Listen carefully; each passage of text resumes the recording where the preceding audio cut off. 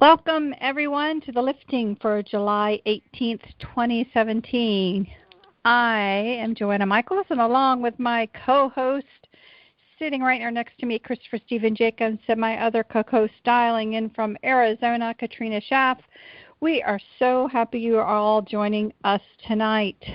As always, we say come visit us on our website, thelifting2017.wixsite.com/the lifting. And tonight we are going to talk about something that pretty much affects most everyone around, which is the Archonian binary network. We've got a very packed show tonight. I'm not even going to promise for 1 second that anyone is going to be able to get a question in because I just don't know. So, but if so, we'll tell you how to do that for the live listeners if we get to there.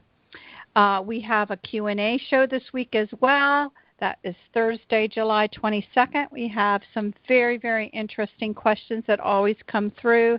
So we hope you'll join us for Thursday's show as well. But right now, we're going to get right to it. So before we get started, though, we always like to do an affirmation and blessing. So, Katrina, if you do not mind. We all search for what is true, but first, let go of your opinions. Open your mind to all possibilities, and this will allow the truth to find you. Tobias. Thank you, Katrina. And yes, everyone, open your minds because we have a lot of information we're going to share tonight. Some may feel true, some may feel unbelievable, but we're going to spill the beans on as much as we can in an hour. So basically, again, the Archonian binary network. As we said in the blog, this is all about a human creation with aliens meant to dumb down the public, or at least those susceptible to its influence, which again, like I said, appears to be most of us. However, some do not have a genetic predisposition that allows it to affect that much. So all three of us have a lot to say about tonight. Chris and I are going to get started kind of by breaking up the discussion of how it came into being, how it is affecting us, how we are visualizing its presence now, and how to defend and ward off its effects. And then Katrina's going to come in at the end to, again, give a very thorough and great synopsis and her own personal feelings towards it. So, Chris, why don't you start off by explaining exactly what the Archonian binary network is? All right, I'd be happy to. The Archonian binary network holds its origins to alien technology, but it is a hybridization of human and alien technology. The space source of the binary network is the backside of the moon, whereas there are not only a series of large metal antennae, but a bay for probes that encircle the Earth. These probes resemble the old Sputnik satellite and can be as small as a baseball. These probes have influenced remote viewers into seeing catastrophic timelines and events for Earth's future, as well as tricked people into taking actions that they would not normally take. This network flows through all of our satellites, televisions, phones, and computers in an effort to keep us stagnant and dumbed down. This network can also make way for many negative entities to use this technology as a doorway into our homes. This is why I instruct people to bless their technology through a visual ritual or by envisioning a white X over their screens. So, Joanna, why don't you explain how this came into being? Well, it came into being, as you'll hear, the thoughts of it quite a while ago, but we actually had a story that unfolded that really gave us an idea, and it actually is a story that comes from my family's past. I know I don't talk a lot about myself on this show. I know that you get a tidbit every now and then, but just as Chris has had experiences in the backstage and secret space program and different components of it, I as well have had experiences with memories, and this has to do directly with information coming through some of my family. So It's maybe sound a little convoluted. I ask you to bear with me as I tell you this. And I really have to stress that sometimes when we are figuring things out, what you need to understand is that the rules of engagement really just don't allow for guides to necessarily come in and just throw up all over you and tell you all the stories. You really kind of have to decide you want to search for something and search for answers and understandings. And then it really becomes, if you're able to see guides or work with guides, it comes about by asking the pertinent questions. So it's like if you ask the right question, it opens the door for a conversation about that question. And we really, Chris and my experiences a lot of times have been kind of fumbling into a dialogue that allows for a greater understanding. And this was really no different, but it really, I think, is a part of that old saying, that concept of seek and you shall find, that really working with the guides, it really comes about like that. So the story that I'm going to tell you all begins with me, again, in my family. My grandfather was one of many who fought in World War II and would never speak about it. He kept mostly to himself, became an alcoholic, was hard to get along with, and really was so distant from his grandchildren that we never ever saw him as a grandfather figure. Me and my sisters never called him grandfather. We always referred to him as uncle. Not that anyone told us to, but we just didn't see him as a grandfather figure, so he was uncle. Although, again, we were always reminded that he was our grandfather. And I wish I could say that I loved him, but I really didn't care for him. And I really didn't like the way that he treated our family.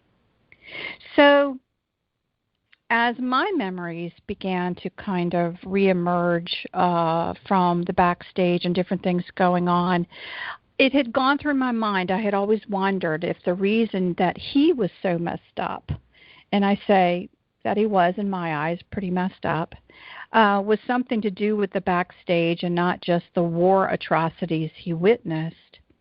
And a clearer picture emerged just basically a little over a month ago when my father said something in general conversation that I never expected to hear. So my father does not follow closely what Chris and I do at all. So when he said it, I actually stopped in stunned silence, and I know Chris kind of was really stunned as well. He actually was talking about his father, and he explained that he had a lot of problems, but that he was a very bright man.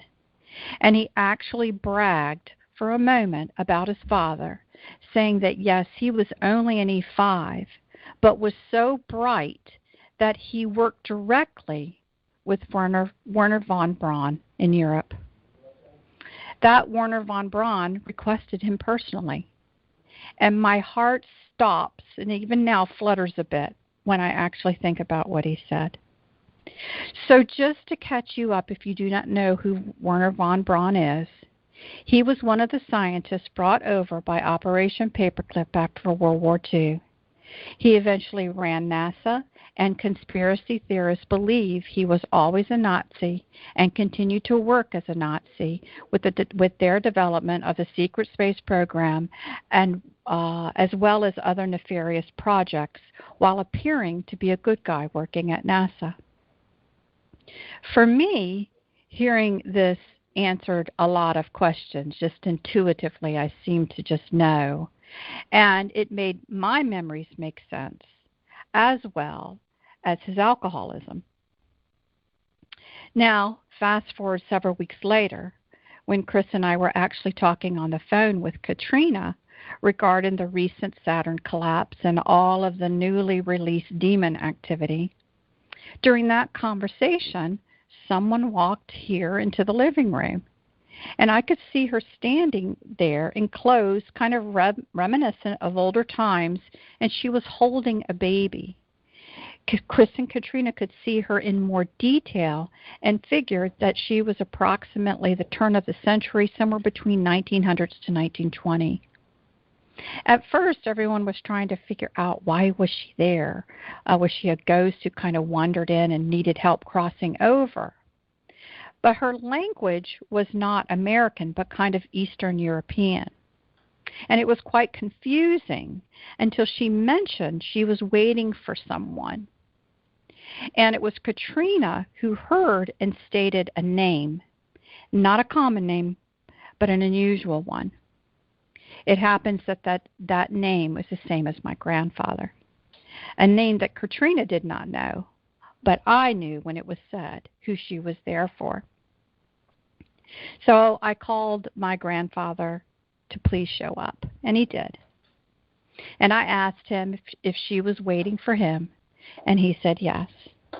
And I asked if this was his significant other, because she had the baby and everything, and he said yes.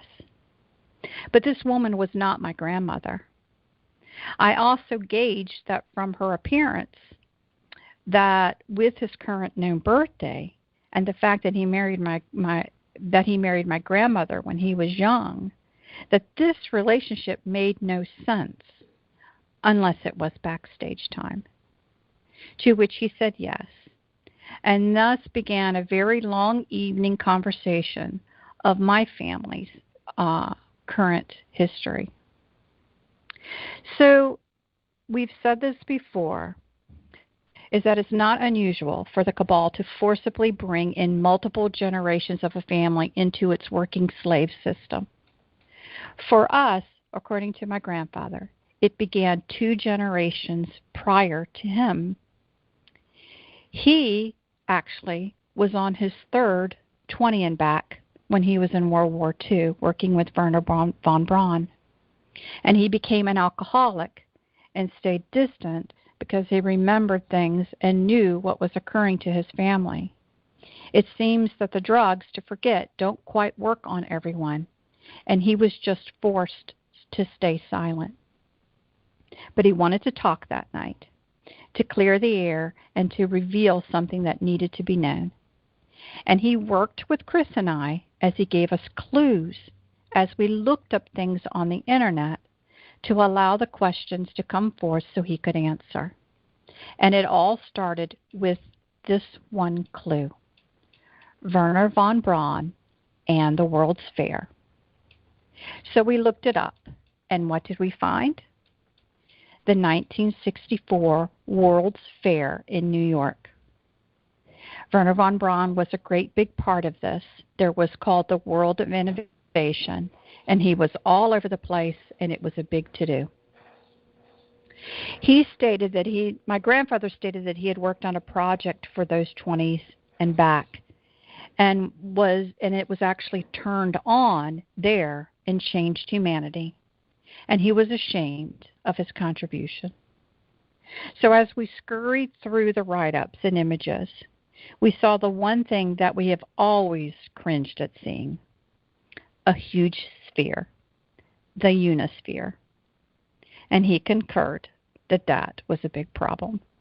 And somehow, after looking through everything, thinking of the time, thinking of TV, thinking whatever, it just came to me, and I just asked, you mean to say that the Archonian binary network was turned on and broadcast via that sphere at the 1964 World's Fair? And he said yes, and that it was still active today. In fact, he said Chris and I could not even get very close to it, or we would most likely pass out due to how dense it is around that area. He continued to say that the World of Innovation was a mockery because they turned on the Unisphere to start the dumbing effect, thus mocking everyone and saying, look at what you will not be able to do because we are going to dumb you down. So if you look through the 1964 World's Fair and you see all this innovation, all of this stuff that's put out there, this visions of things to come, but it was actually done as a mockery because what they were really doing was turning on a system to never allow some of these things to occur. Chris and I were so stunned that it kind of was hard to carry on a conversation. For me, on a personal note, I think I understood why I had certain hard feelings for my grandfather now. Because I wish I could say that he was a true victim. But like others, he agreed to some of the philosophy behind it. I believe we fought in the backstage, and he agreed. I am at least wiser now to see how complicated it was, how deception played a part into his buy-in, although he was not innocent. But many of us were naive at times and have dirty hands, and I know this now. It's just not as easy as people think what was happening. So after clearing the air on this, and a few personal family questions were answered, he departed. But again, as a reminder, the Nazis really believed in a superior versus inferior race.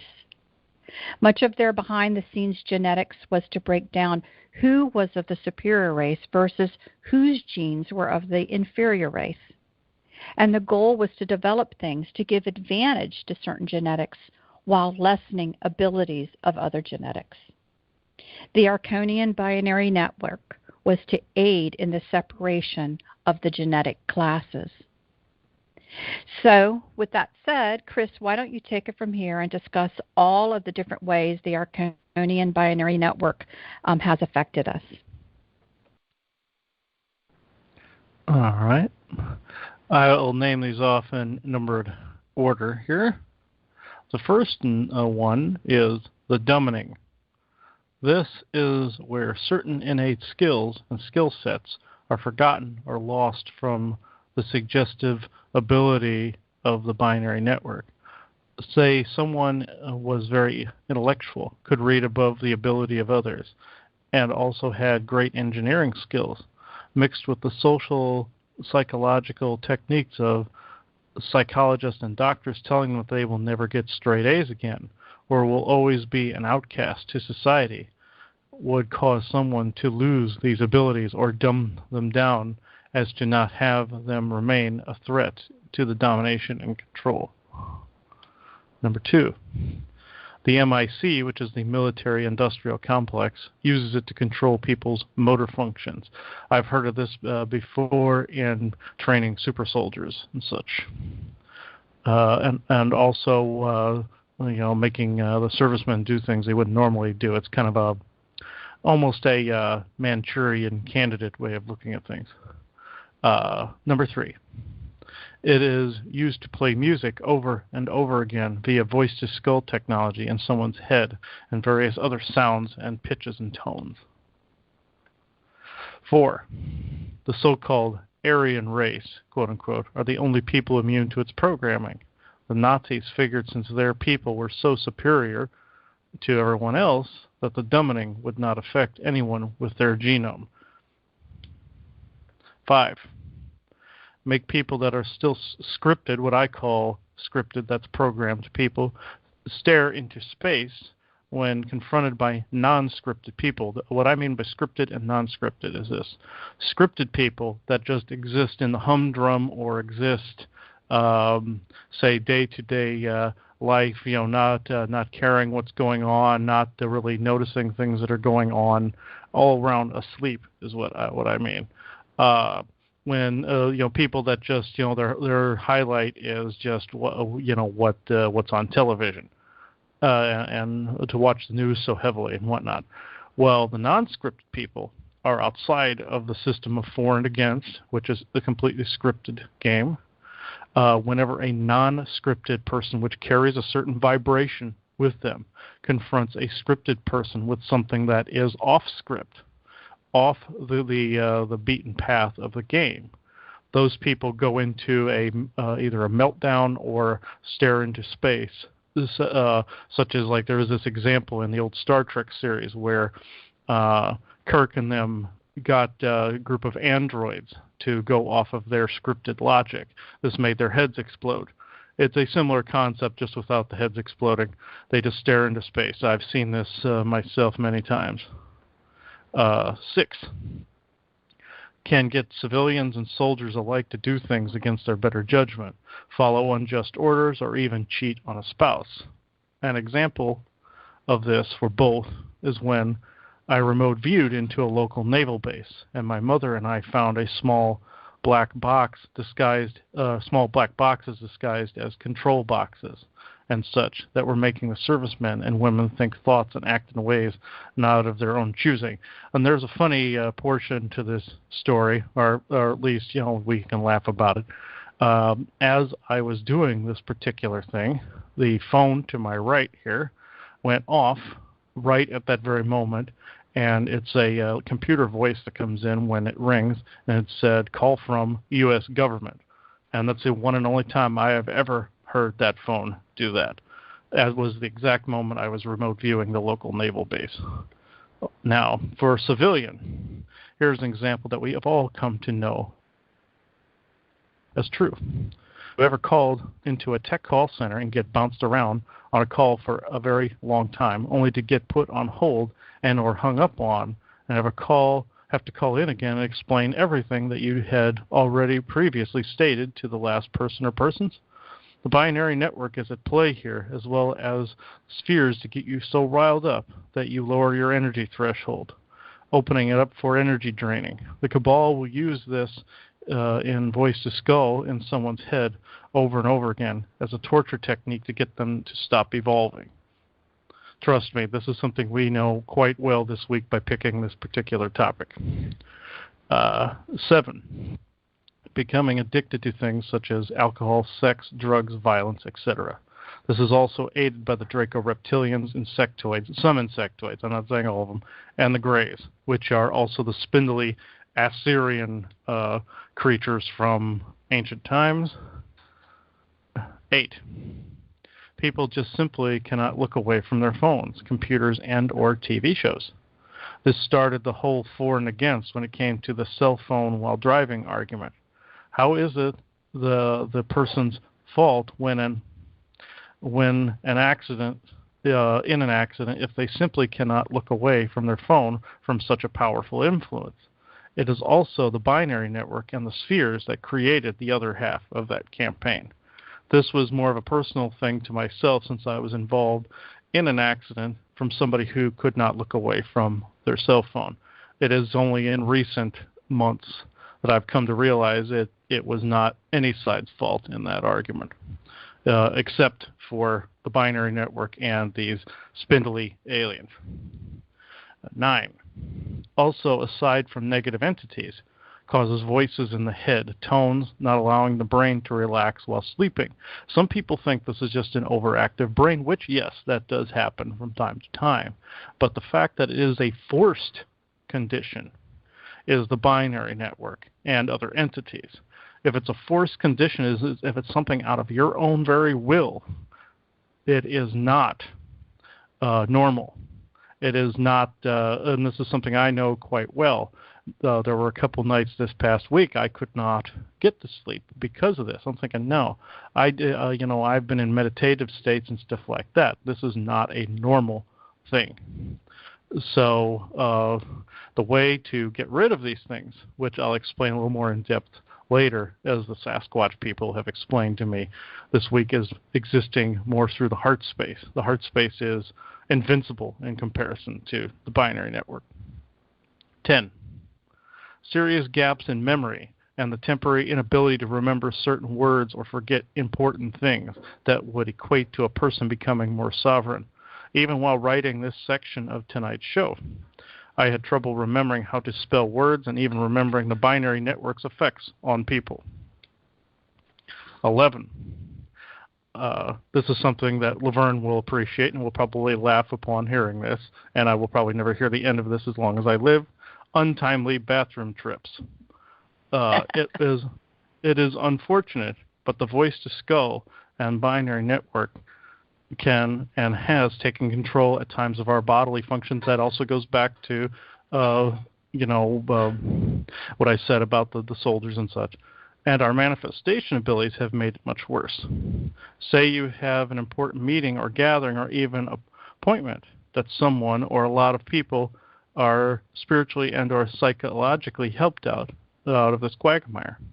The network may take that opportunity to interrupt your body functions and either make you go in your pants, which that almost happened while I was writing this particular paragraph, ironically, and make you run, or make you run to the bathroom, making you late for the gathering in some way, or at least putting a dampener on things. This can also be attributed to attachments, outer negative entity influences, and energy changes in general. It is up to our very own discernment to determine which is which. As was said in the blog, the Archonian binary network may hold its origins with the spindly beings and the spheres, but it is a hybrid between human and alien technology. Imagine what I stated for number 5, but in your own head. Also, including imaginary fights in your head with friends and family, as well as old pleasant memories becoming hostile and feeling more and more argumentative. This also equates to archons and other negative entities as well. Since the binary network is alive, the daydream portion of this Dreamtime revocation will work on this. So that is enough of that. Joanna, tell me how we begin to see, as seers, actual components of the binary network. Sure, but before I do that, I just want to, again, help people understand the fact that how does it occur? And Chris and I were realizing that we didn't write this in that clearly when we were making our notes, so I want to say it now. You have to think of the Archonian binary network, that yourself as electrical beings, your brain is like a computer. So think of basically airwaves or whatever that are able to penetrate your computer, your brain, and writing code to get you to act in a certain way. So that's really what kind of we're talking about. I don't know if you want to, if you're good with that, Chris, or you want to add anything more to what I just said, or you want me to just go on? You can go ahead. Okay. So I just wanted to make that point because I don't know that we linked very well the how, it happens. But you have to think of it as that you've got a computer brain. It is able to link up with you. It's doing it through all of these airwaves and different mechanisms to literally penetrate your airway brain and being able to write code that makes you do certain things. And again, they really targeted or didn't target certain genetics as being susceptible to them being able to do this. So anyway, on with what we have to say. So as far as literally seeing components of the Archonian binary network, I'm going to tell you what occurred and started happening a little over a week ago. And then we're going to, right before we let the Galactic speak, we're going to come back in and tell you literally what happened last night. So, but first, let me talk to you about what happened a little over a week ago when we were actually having another very noticeable oppressive moment. And believe me, just like you guys out there, we certainly go through it here. So Chris was really feeling the pressure and feeling very blocked.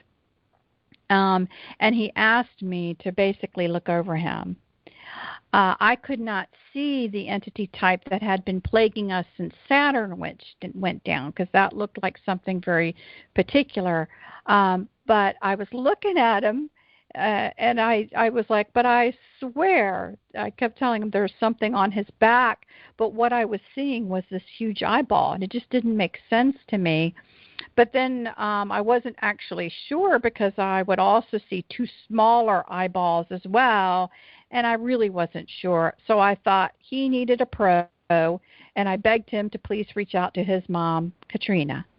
as Chris was texting back and forth with his mom, she also saw this strange new entity on Chris's back. But what I didn't tell him at the moment, because I was so unsure what I was seeing, is that I was actually seeing many of them all over the living room. And I just didn't mention that at the moment, but I was. So, um, uh, so Chris had seen a bit. He started to see a bit while he and I were talking, but it really cleared up for him as he and his mother spoke. And again, this is actually an example of why it is important for seers to work together sometimes, because different people just naturally seem to be able to see, and it may not be in the same frequencies. And then Chris is actually really good as long as somebody can see into something, and he's really good at being able to just attune to it, and then he can really get a lot of the information when he attunes to it. But during that evening, there was no additional guide support here at all. That was part of the problem, where Chris was feeling blocked. We were seeing kind of these new entities, and Chris actually felt like that he was arm wrestling this kind of entity or entities the entire night.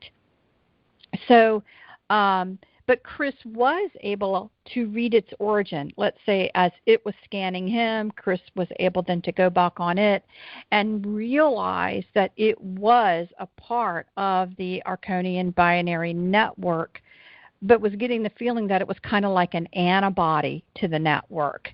And since we were going to be talking about this, it's like we were now something that needed to be cleaned up by the antibodies. So they were coming by and making themselves no kindness to stop us. So, Chris, why don't you kind of pick up the story from here? All right. We found out that these entities are not new. It is just that the guides peeled yet another onion layer for us to now know of their existence. Many seers are now beginning to see them. I was assaulted by these strange-looking beings that looked like sacks of chemicals with 3 eyeballs. The 2 outer eyeballs were small, and the center one was large and green. There are others that can crawl onto a person's back and neck and feel very much like one is wearing a backpack or is carrying a weight on their back.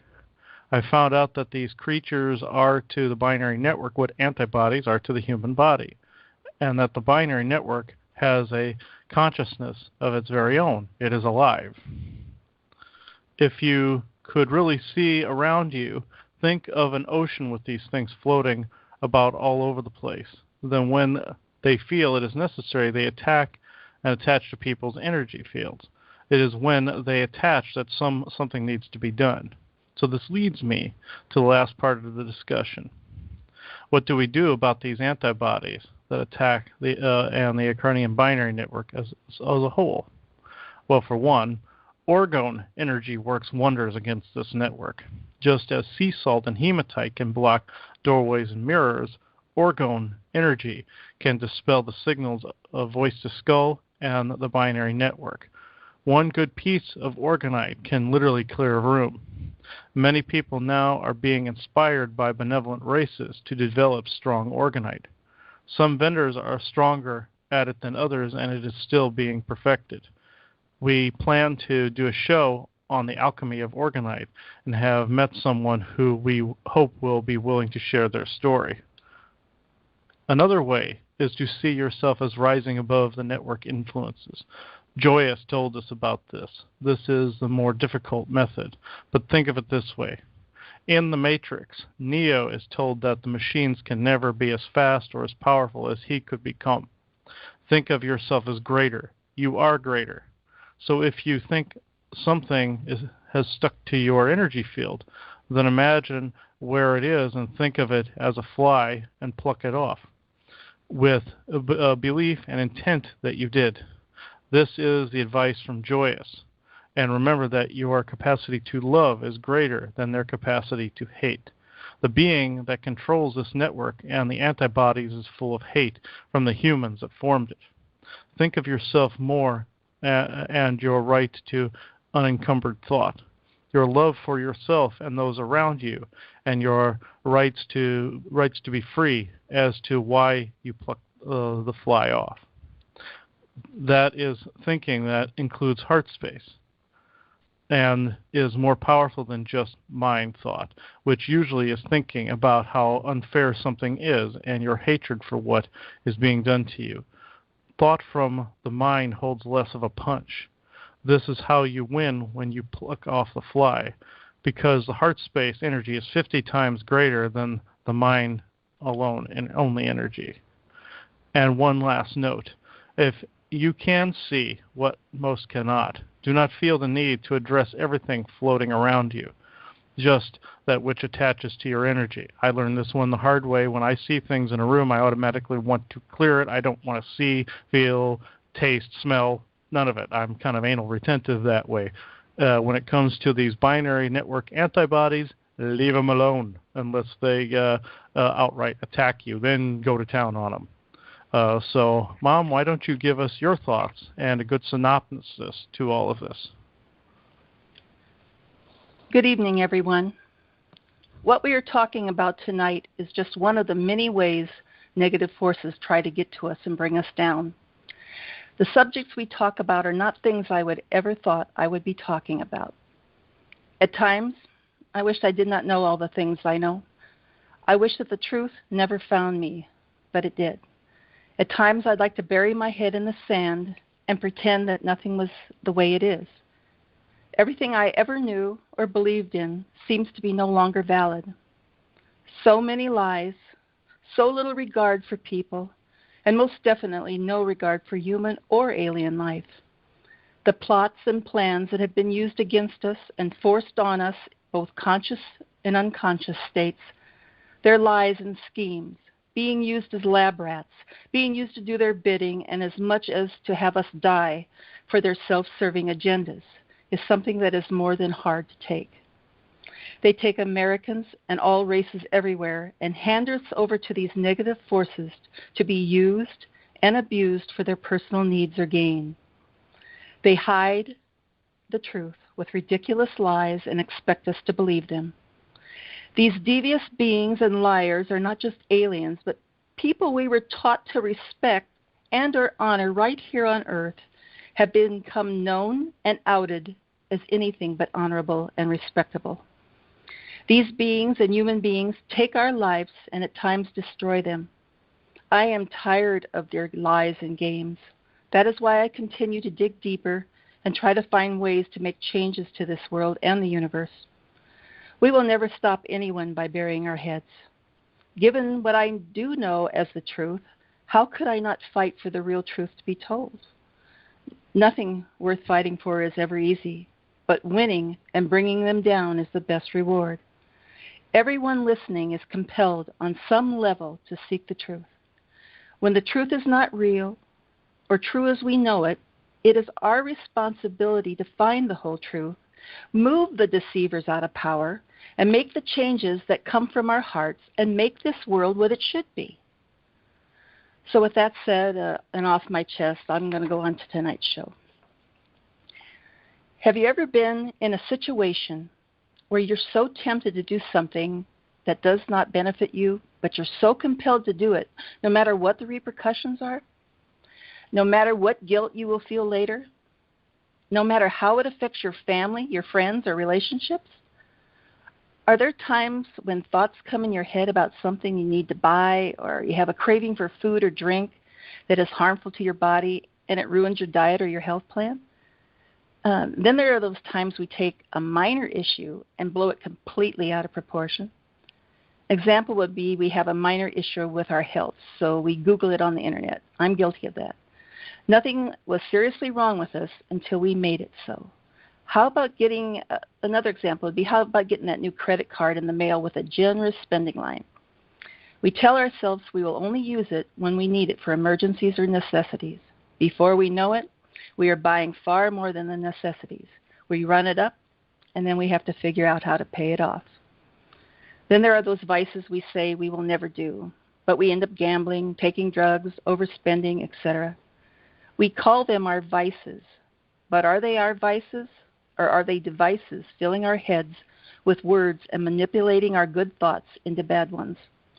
We start out with all good intentions, and then everything goes south. I believe we have all been there at some time or another. I do not think the majority can say they have not fallen into these traps, even when we know they are not for our highest good or benefit us in any way. Some like to say the devil made me do it, especially for some of the worst things people are coerced into doing. That may not be so far from the truth.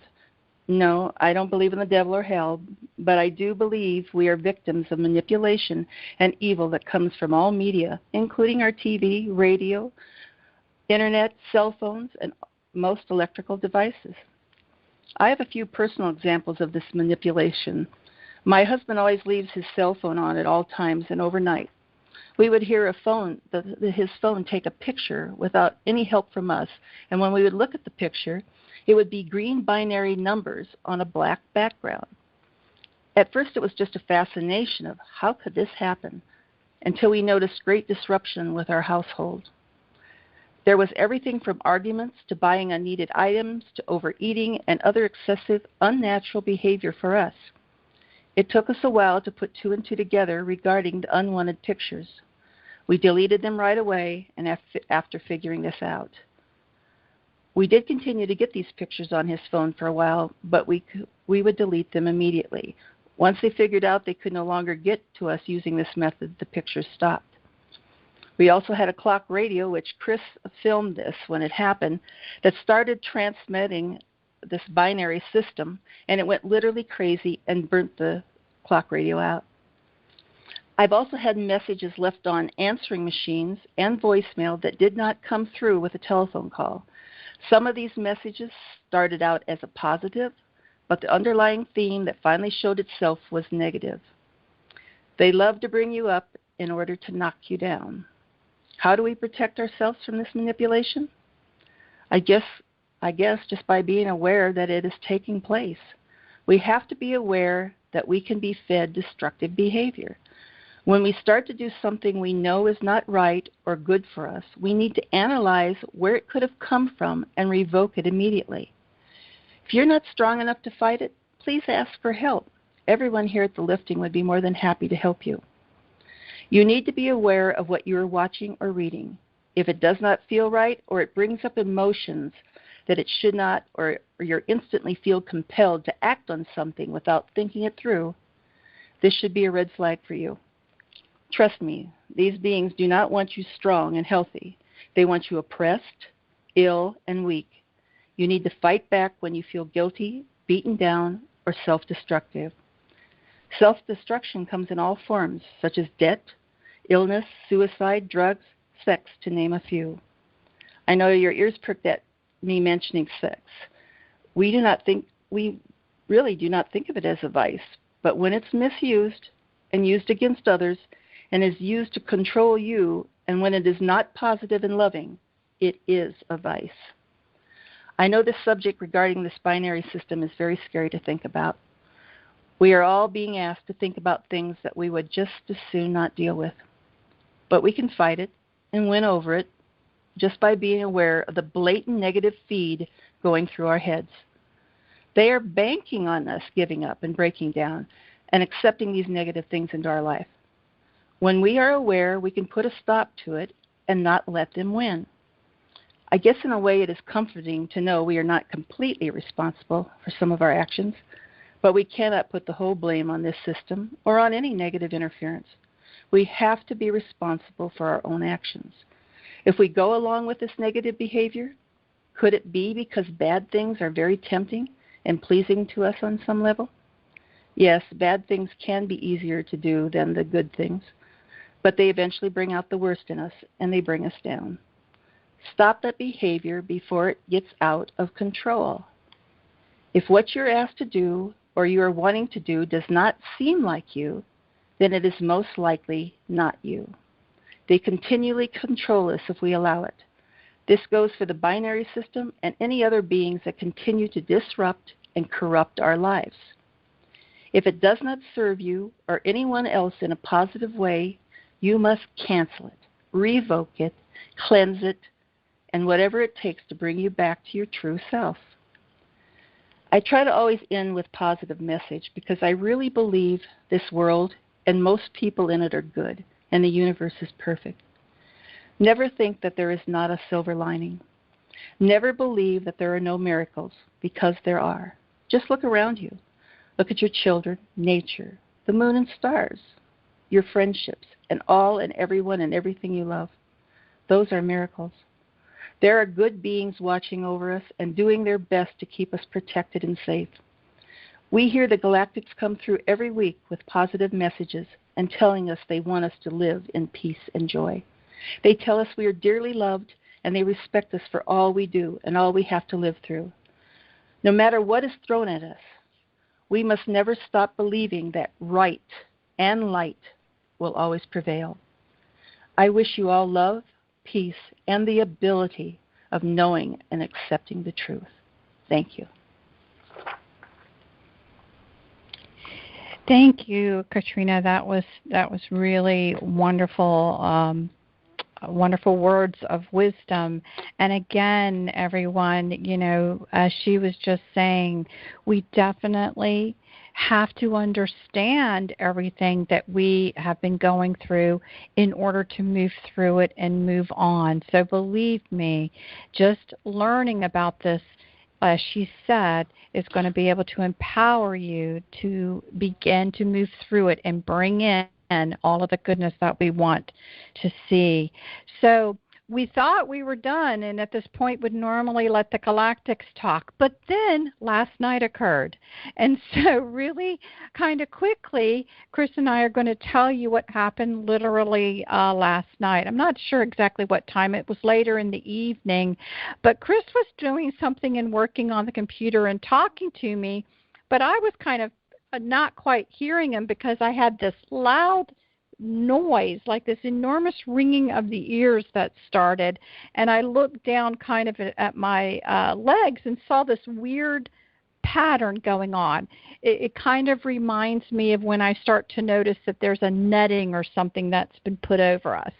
So I closed my eyes and I'm looking to see, okay, which race is now trying to basically net us, is how I think about it. And I'm looking, and the craziest thing occurs. Like out of a distance, I see in my mind's eye like a gentleman walking forward. And I know it's a man. It looks just like a man. But this man is dressed in, what would you say, 1800s clothes? Was it like a top coat and hat, 1800s clothes? When he got closer to me, I was scared of him. So, but I didn't know whether he was good or bad. And so I didn't automatically get the sense one way or the other. But what was interesting to me is that I was really first focusing on kind of like his beard, which really was kind of one of the longer pointy beards, but it was 2 points. It wasn't just one going down. It was two, one side by side.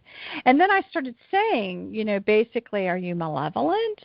And then I was like, are you benevolent? But before, I could really have any conversation, he literally kind of like backed himself out of the picture. And I opened my eyes and I was like, Chris, you are not going to believe what just happened.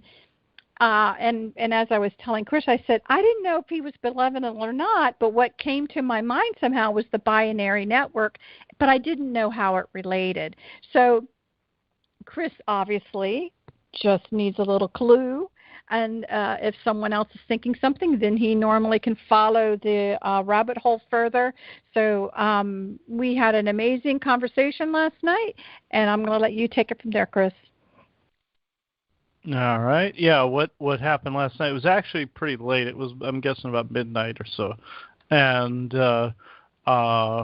we were watching a movie, or done with a movie. And like she said, she saw this man in a top coat and a double-pointed beard.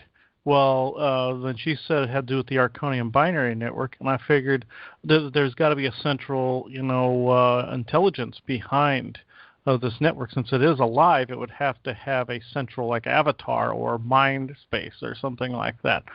And it turns out I was correct, but the extent that this went, and the parallels with a particular Doctor Who season, I might add, actually were astounding. I'll tell you the real one, and I'll just compare it to the other one real quick. I'm not going to go on and on and on, drone on about it. But this consciousness. Now, this is what it took credit for. I will confirm some of this with the Galactics, and I did a little bit where there was this consciousness that was created by the so-called master race of Nazis that this consciousness seems to revere and bow to. That he claimed that he was a devil figure throughout history. I'm thinking, no, you were only built in the 60s. How could you be throughout history? Well, what some people all know about is the Montauk Project and the time portals of the Montauk Project that went into one timeline after another and now is being repaired with the Mandela effect. Found out that he was literally shot through time to different points in history and appeared to people as a satanic figure through like these little fractals in time. He said he occupied other time spaces and other timelines as well as a backup, like something being saved in a shard of crystal or glass. Well, how it paralleled Doctor Who. It was a season where there was a grand intelligence that was an artificial intelligence that also fractalized itself through time. People can look this up. It's Matt Smith's incarnation of Doctor Who. I'm not going to go into it, but if you want to look it up, that's it. What now? How we can further this along, as this other guy is buzzing in my ear, has been buzzing in my ear for the past 2 days, and to some extent. We're going to go on to the galactic portion of this, and the ones that felt they were the most qualified to answer this were the Anakim people. So, I can see Telnorskus is in the room with me. So, when I see this, I'll get this other guy to back off here. There we go. All right, he can get out of my face now. Okay. A funny note before we go on. We asked Simeon a little bit about this yesterday, and they said the Council of One considers this consciousness to be a royal nuisance. He was looking for a name to call the file of this consciousness and the file to be put in history. I just told him to call it the Dick consciousness, and he busted out laughing. So with that, we'll go on to Telnorskus, who's also laughing at the moment. So we'll see what Telnorskus has to say. All right. Give me just a second. All right, I'll let Telnorskus in to talk about this. And all right, he's coming in slow.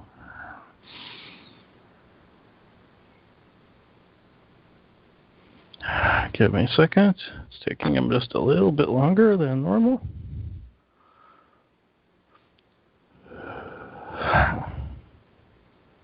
Good evening, everyone.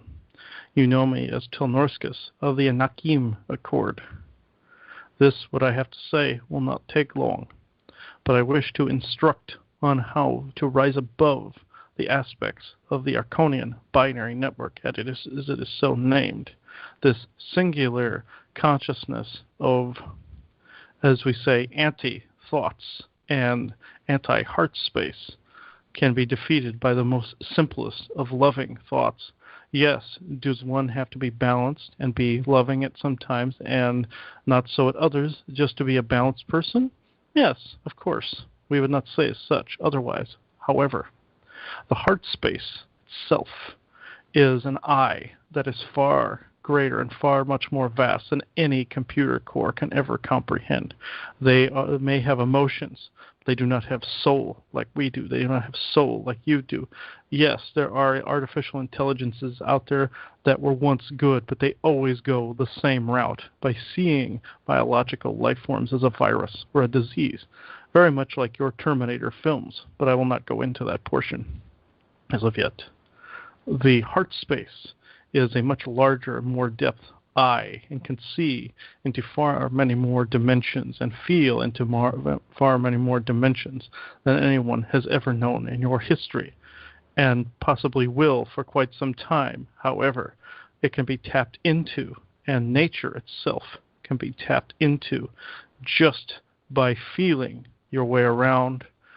This is not necessarily the same or equated to as a blind man walking his way around a room, though some people would view it as such. This is, in fact, the feeling of all that is in nature and all that is in creation. You are literally acknowledging yourself as creation itself by using the eye that is in your very own chest cavities. This may seem strange to have an eye in what seems like the wrong place, but that, my friends and dear ones, is a bit of programming that must be undone currently. The massive brain powers that some of your kind are growing in intellect and intelligence. This is what is attacked because this central intelligence sees it as a threat to its sovereignty and survival. However, it cannot comprehend soul. So, in this respect, your soul resides not just in the abdomen where the seat of the soul or the portal is, but the essence of it resides in the heart space itself. Your soul is that of what you would call God or godly ways. This is what I came to say this evening, everyone.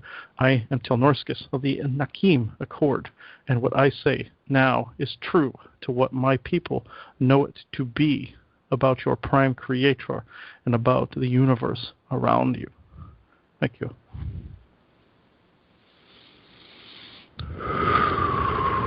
All right. See.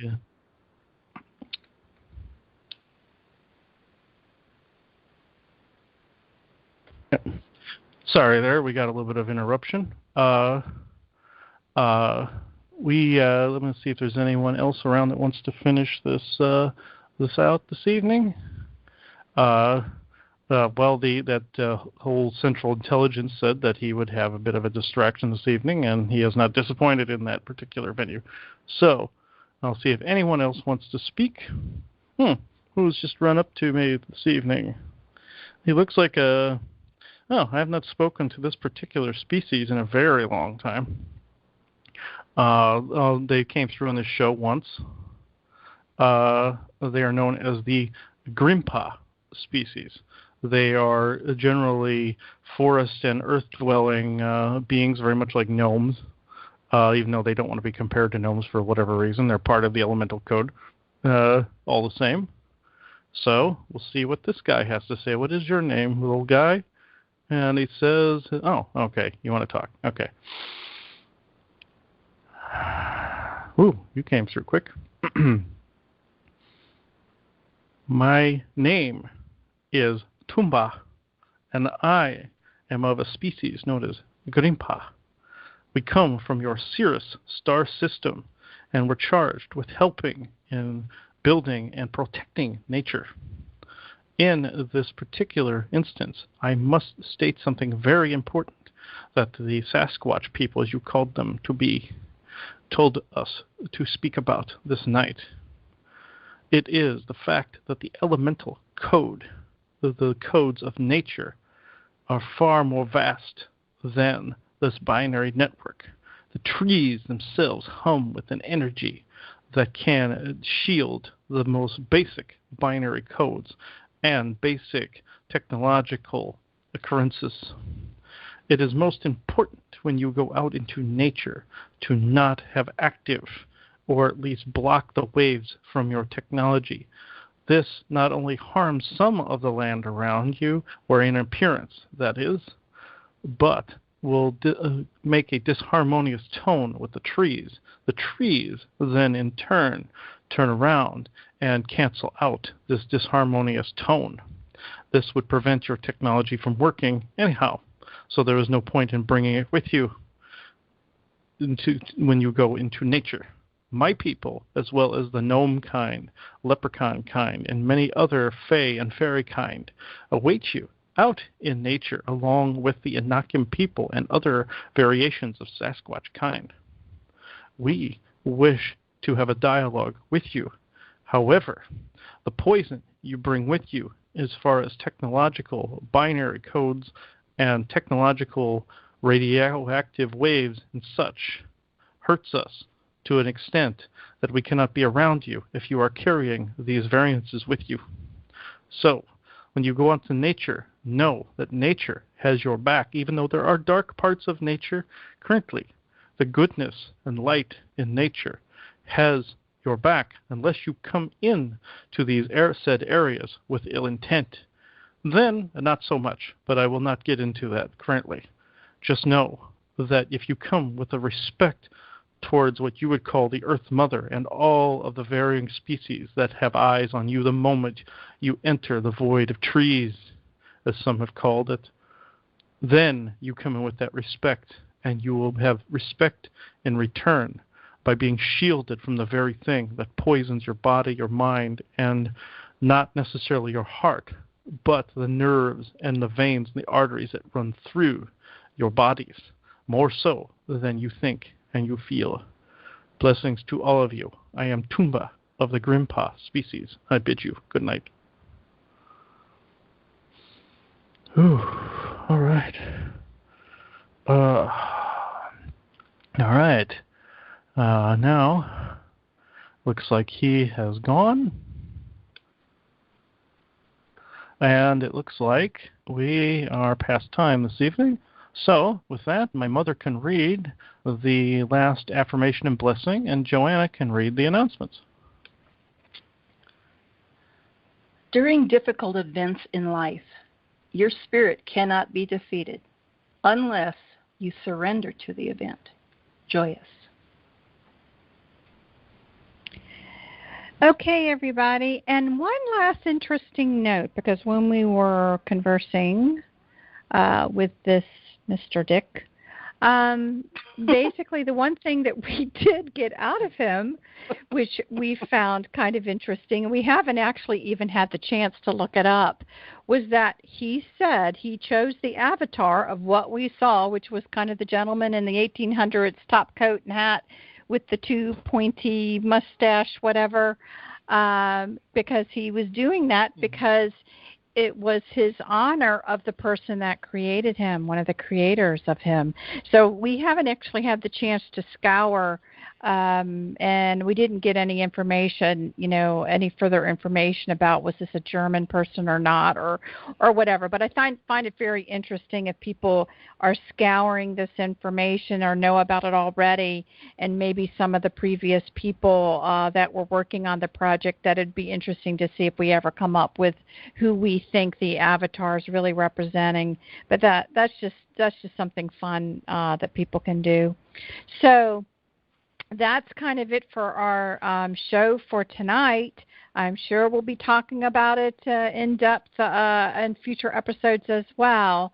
But basically, we just want to kind of let you know that our next Q&A is this Thursday, and we have a lot of questions so far. They're very good. So please, again, listen to the Q&A, and we're really happy with all the different questions everybody's sending in. If you need another show fix, you want to listen to something else, Chris has been very busy trying to upload sessions and different things so people can keep up with all of our activities here. You can actually go to the lifting website, thelifting2017.wixsite.com/thelifting to see any of those.